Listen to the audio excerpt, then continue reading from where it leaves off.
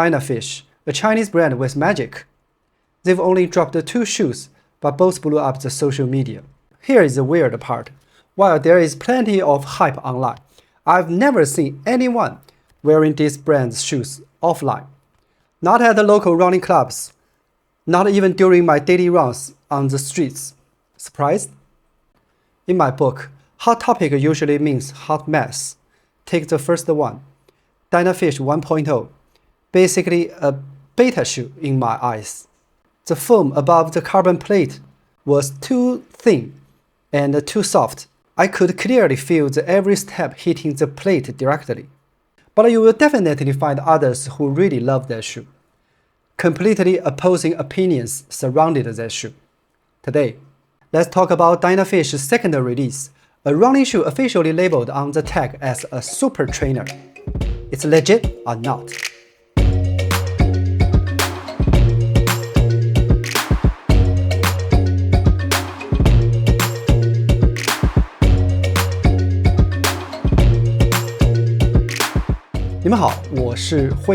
I started this channel to review Chinese running products. More importantly, it's my way of forcing myself to practice spoken English. I'm self-sponsored and money doesn't grow on trees. Whether good or bad, I'm going to give you my honest reviews without filtering. Let's start with the name.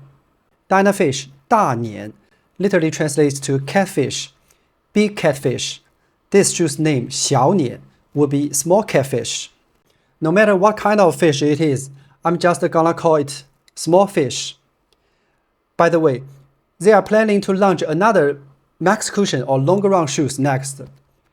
The name will most likely be massive fish. Okay, this is a 41mm stack height shoe with a 7mm drop, giving us 34mm of stack height in the forefoot. They didn't stick with the PBA-based midsole foam from the first one. They went with TPEE based. You still see the letters DMM molded into the midsole. Those are the initials of the foam factory. They've got a lot of big name clients. One of their factories is located just outside my city. You sometimes see co-branding on shoes with foam material suppliers, but I've only ever seen this kind of collaboration with a foaming factory on Dynafish products. This free advertising probably helped a startup like Dynafish cut costs.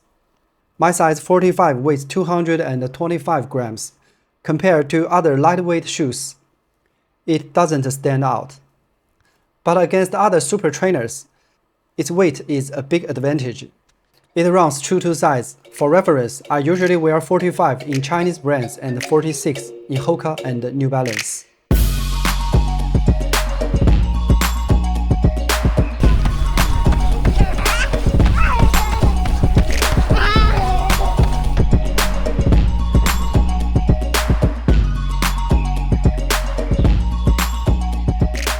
After the basics, let's take a look at the details. The upper is made from kind of TPU pressed mesh. It felt pretty comfortable right out of the box. The tongue is made of a wetsuit-like fabric, connected with gussets. The collar padding is just right for me, comfortable, no heel lift, and doesn't soak up too much sweat. The heel counter is floppy, no structured support. Moving to the midsole. Small fish doesn't use a dual density setup like the Superblast. It also doesn't have a plate or a sandwich structure. It's just one solid piece of foam. The brand claims they've used heat conducting column tech in the heel area, a cushioning structure, kind of like Nike Shocks. Since I have no connection with the brand, I can only find a similar clip to help audience understand what the heat conducting column might look like. You can kind of see it if you remove the insole. They say this adds extra support for the heel and is better for larger runners. They also uses CPU rubber. After 45 kilometers, there's almost no wear, even on the small lugs. I think you are going to get a lot of durability out of this also.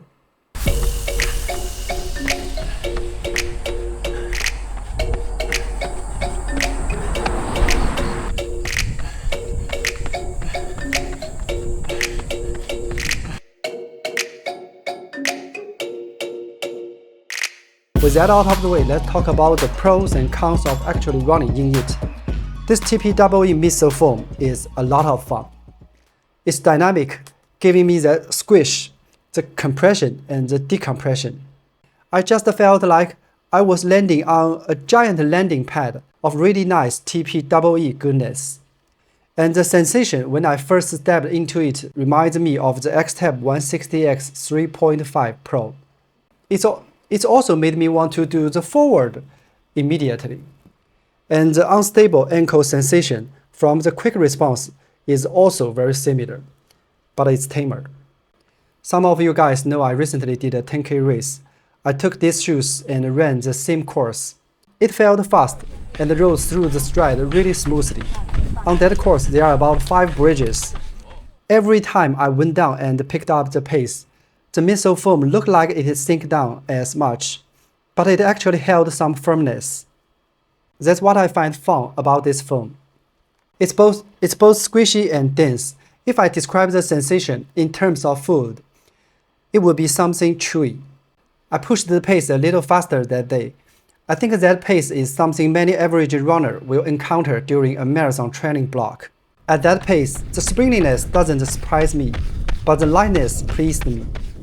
The other day, I logged a 35 kilometers aerobic long run in it. Right to the end, the midsole still felt energetic. The anti-compression fatigue performance was outstanding. And I found that around 5 minutes per kilometer pace is its sweet spot. You can get the overall maximum energy return from the foam. Especially when I was running uphill, my foot was landing almost underneath my arch. I really got some energy from the bulk of the foam. That's another sign showing me it's really designed for you to land kind of directly in the middle of the foot. But the small fish isn't all sunshine and rainbows. There is something I need to tell you. The toe box is wide, but the midfoot narrows down sharply. If you have wide feet, you might feel pressure pushing into your arch. Second, the wetsuit-like tongue material and the insole are a bit slippery, meaning the surface your foot touches inside are both slick. I had to use the very last eyelet to lock my foot in. And this insole is the worst one I've seen so far. The main landing areas are compressed flat like a piece of paper and didn't recover in the following days. You can see DMM printed on the insole too. It's the same manufacturer as the midsole. It's hard to believe they made such a great midsole but such a bad insole. Besides that, the heel cup, the floppiness didn't bother me most of the time, but during one sharp turn, my heel felt like it was almost hanging halfway outside the shoe. I definitely think you should not take these shoes to the truck. Before comparing small fish to other super trainers, I want to talk about what a super trainer actually is. The first time I ever heard the term was a few years back from an American shoe reviewer. He was talking about the first-gen New Balance Super Com trainer. He cleverly shortened super competitive trainer to super trainer. That shoe has a 47mm stack and comes with a plate. Looking at the evolution of the midsole foam technology, back in the EVA era, brands could increase stack height to improve cushioning limits, but it was hard to boost energy return, and the shoes just got heavier. With the rise of super foams, high-stack shoes aren't just lighter, they are also snappier. To me, a super trainer should visually have a high stack, often race illegal. Performance-wise, it should offer comfort over long runs while still allowing you to sometimes pick up the pace. I've drawn a chart to explain my thinking. X-axis is speed, Y-axis is distance. If we place the daily trainer right in the middle, a super trainer has an edge in long-distance comfort. It's a bit faster than a daily trainer, but not as fast as a tempo shoe or speed trainer. Meanwhile, max cushion shoes win in long-distance comfort, but it's hard to pick up the pace in them. Alright, let's get to the point. Superblast 2 needs no introduction. It's the poster child for non-plated super trainers. The Adidas Prime X series represents the plated version, with a wide 50mm stack. On the Chinese side, we've got Qiaodan TG plaid and the Peak Second Brass Pro, also plated. If we rank them from softest to firmest, TG Plaid is the softest, followed by Small Fish, and the Superblast 2 is the firmest. In terms of the sensation of speed underfoot, I want to focus on this part. Speed feel isn't just about energy return, it's also tied to shoe weight and underfoot agility. Second Brass Pro's foam gives the weakest energy return of the bunch. It's like they placed a plate into EVA foam. The TG Plaid feels a bit mushy because the upper foam is too soft, kind of sinks in. Prime X2 feels like the weight distribution isn't quite good. Even though it has the strongest energy return, the shoe feels very bulky. Superblast 2 runs the smoothest overall, but you gotta run faster than the rest to get the best energy return. That's why you often see pros on social media loving it for easy long runs, because their easy pace is still around 4 minutes per kilometer pace. If you run slower and your weight is lighter, the Superblast 2 will probably just feel firm. I placed the Small Fish at the faster end just because it's the lightest, while still having above average energy return. These days, super foams usually have energy return rates of around 75% to 85%. That's a 10% difference. In terms of weight, the Small Fish is 23 lighter than the lightest of the bunch, the Superblast 2. For a lot of us average runners, what matters more, a bit more energy return or a lighter, more nimble shoe? I think the answer lies in everyone's own heart. The answer is definitely both. Alright, lastly, let's compare the EVO SL and the Small Fish. EVO SL is a very well balanced shoe overall. I would personally slot it as a tempo shoe. Small Fish has a continuous curve on the outsole, giving a smoother roll forward feel than the EVO SL. Its midsole is also more responsive, but at faster paces, EVO SL actually delivers more energy return than the Small Fish. The EVO SL is been out for a while and is on sale. Overseas buyers will likely pay prices close to each other. The EVO SL has better aesthetics, more colorway choices. When the price is similar, I would probably go with the EVO SL. Sorry for not including the Asics Mega Blast in the comparison. My size cost about $300 in China. I'm not crazy yet. Alright, in all the stuff, I will say that I was very surprised by the Small Fish. Part of it was how light it was.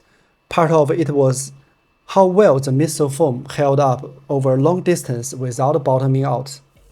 A lot of times, a super light midsole foam means it breaks down faster. But this one just kept taking over and over and over on long runs.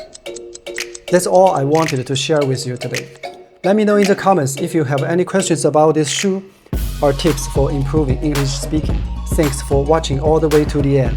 I'll bring you more on Chinese running products. Follow if you're interested, and hope you have a good one.